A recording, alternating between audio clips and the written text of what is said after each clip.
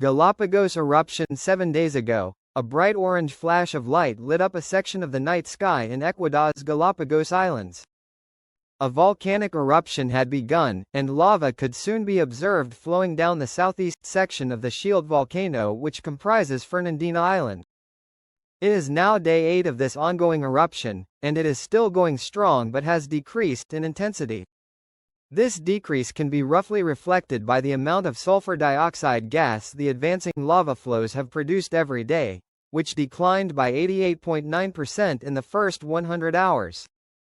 What started as 10 simultaneously erupting vents along a circular fissure 3,600 meters in length has declined to only one singular vent.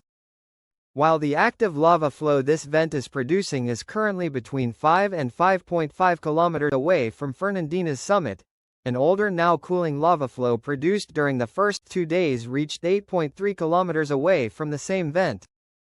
Regardless, the advancing lava flows are still proceeding down Fernandina's slopes in the same general south to south-southeast direction, albeit at a lower rate due to both decreasing magma supply and decreasing slope. Altogether, a total of 7.68 square kilometers or 2.97 square miles have been covered in lava flow map, a layer of lava which as a whole is likely between 2 and 5 meters thick. This means that if we were to take the average eruptive rate during the first 5 days of Fernandina's eruption, we would get around 46.3 cubic meters per second. Luckily, the island is completely uninhabited by people, so there are no structures at risk, and despite the population of wildlife on the island, I would personally not be too worried. Activity and wildlife. Fernandina is not only the most active volcano in the Galapagos Islands, erupting about once every 7.5 years, but also the entirety of its landmass has been covered by a lava flow in the last 4,300 years. In other words, since unusual species like the only tropical penguin in the world, cormorants, and iguanas have survived as a species its past eruptions, they will be fine with this eruption as well. This is despite the fact that the ongoing eruption is the most voluminous the Fernandina Shield volcano has produced in at least 30 years. Here is a quick comparison to the 6 other eruptions which occurred in that timespan. Although we do not yet have an official figure for the current erupting rate of the Fernandina volcano, I would not be surprised if the effusion rate had dipped below 10 cubic meters per second. Although it is nearly impossible to predict how long this eruption will last, I suspect that within the next 7 days this eruption will cease.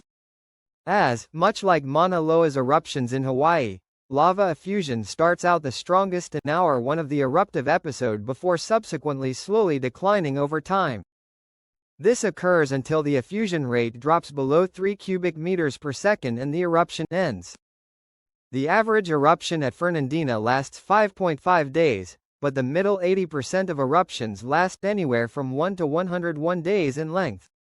Circular fissures. In my last episode, a number of viewers were curious as to why the Fernandina volcano's eruptions have largely occurred from circumferential fissures which surround the caldera and if this feature is unique. These features can form via 2 methods, sometimes a combination of both: caldera subsidence and edifice loading.